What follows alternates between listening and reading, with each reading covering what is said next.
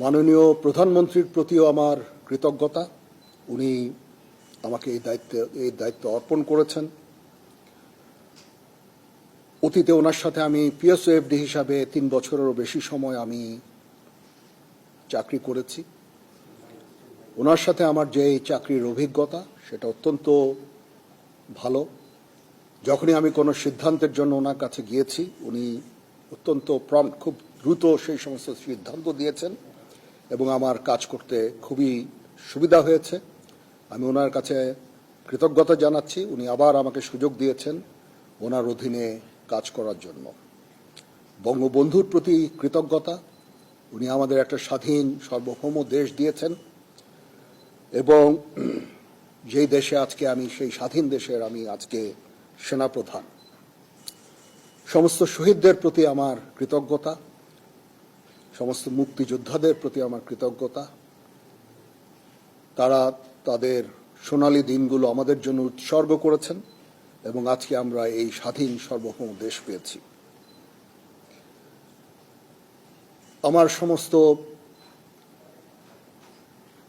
Officer, যারা commanding officer, যারা আমাকে বিভিন্নভাবে বড় করেছেন, আমাকে শিক্ষিত করেছেন, আমাকে আজকে আমি যেই পর্যায়ে এসেছি সেটার জন্য বিভিন্নভাবে শিক্ষা দিয়েছেন, তাদের কাছে আমি কৃতজ্ঞতা জানাচ্ছি।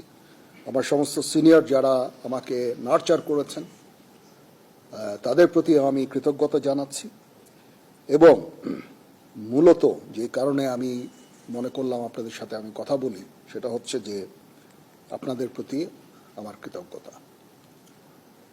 আপনারা অতীতে সেনাবাহিনীর সম্বন্ধে বিভিন্ন যে সমস্ত রিপোর্ট করেছেন, অত্যন্ত দায়িত্বপূর্ণভাবে করেছেন। কোনোদিন আপনারা আমাদের বিব্রত করেননি। আপনারা জানেন সেনাবাহিনীর কিছু কিছু ইনফরমেশন আছে যেগুলো সংবেদনশীল এবং ওই দিকটা বিবেচনা করে আপনারা সব সময় বিভিন্ন রিপোর্ট করেছেন। আপনার কাছে এই জন্য আমরা অত্যন্ত কৃতজ্ঞ এবং আমি আশা করব যে পরবর্তী সময়েও আপনারা এই দায়িত্বের সাথে এই সমস্ত রিপোর্টিংগুলো করবেন। এবং আমি কথা দিচ্ছি যে কখনো, অতীতেও কখনো হয়নি এবং ভবিষ্যতে হবে না, আমরা যে সমস্ত ইনফরমেশন আপনাদের দিব সবগুলো বস্তুনিষ্ঠ।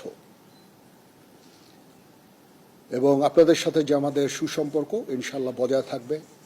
কখনো কোনো জিনিস নিয়ে যদি কোনো সন্দেহ দেখা দেয় বা কোনো ইনফরমেশন আপনাদের প্রয়োজন হয়, আমাদের আইএসপিআর আছে, আমরা আইএসপিআর এর মাধ্যমে ইনফরমেশনগুলো দিই।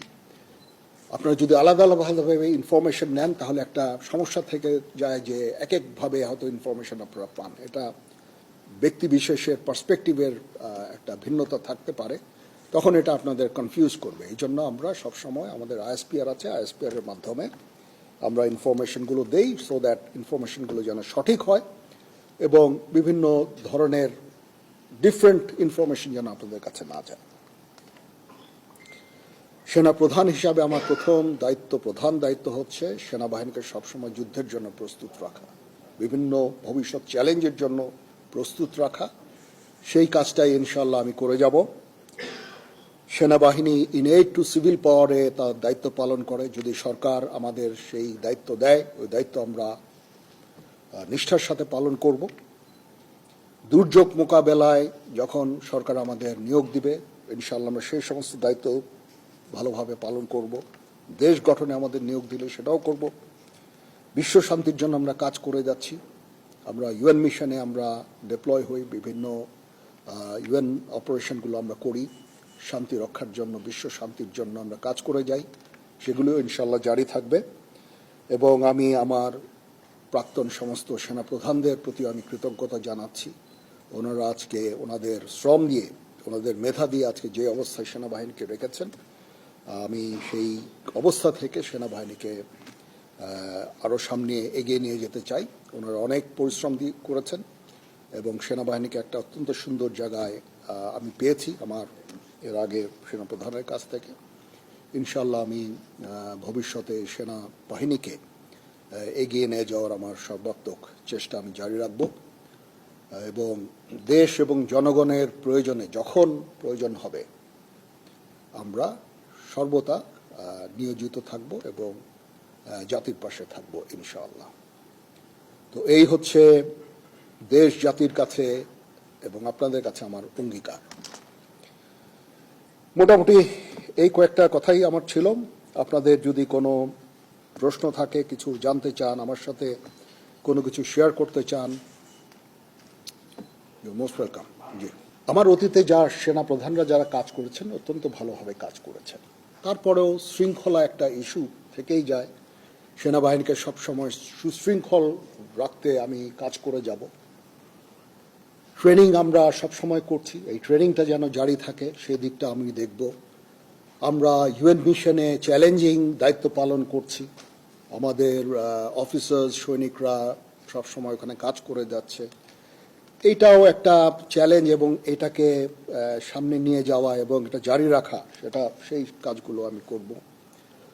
এবং এগুলো মোটামুটি আমি চ্যালেঞ্জ হিসাবে আমি এভাবে দেখছি না, বাট এই কাজগুলো ইনশাল্লাহ করব। দেশ জাতি গঠনে যখনই কোনো কাজে আমাদের নিয়োগ দেওয়া হবে সেই কাজগুলো আমরা করব।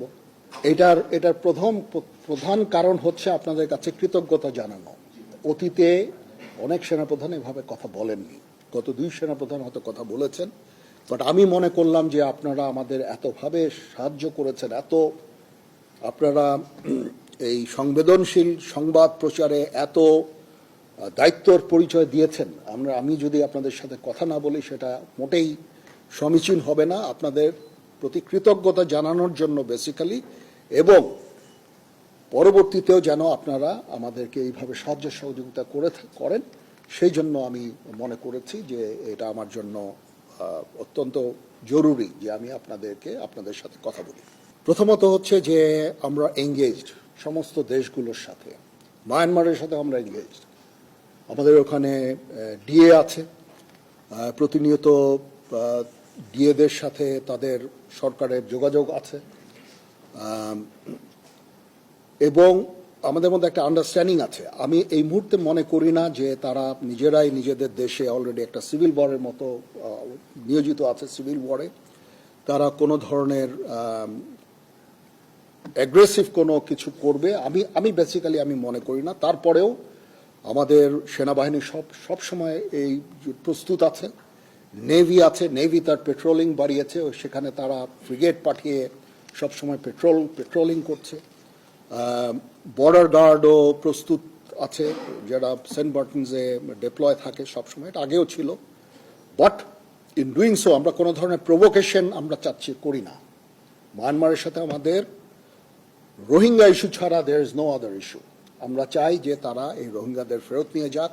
তাছাড়া তাদের প্রতি আমাদের অন্য কোনো ধরনের বিদ্বেষ বা কোনো ধরনের সমস্যা আমি দেখি না। So we are engaged with them. এবং ডিফেন্স ডিপ্লোমেসি একটা জিনিস বলে একটা কথা আছে, যখন 2 ফোর্সেস একে অপরের সাথে কমিউনিকেট করে, সেই ফোর্সের পক্ষে হঠাৎ করে যুদ্ধ শুরু করা ভেরি ডিফিকাল্ট, এটা হয় না। ঠিক আছে, এই জন্য ডিফেন্স ডিপ্লোমেসিও ইজ ভেরি ইম্পর্টেন্ট। আমরা তাদের সাথে এঙ্গেজড আছি, সবসময় কথা বলছি, এবং শান্তিপূর্ণ উপায়ে আমাদের এই রোহিঙ্গা ইস্যুটা আমরা সমাধানের চেষ্টা চালিয়ে যাচ্ছি।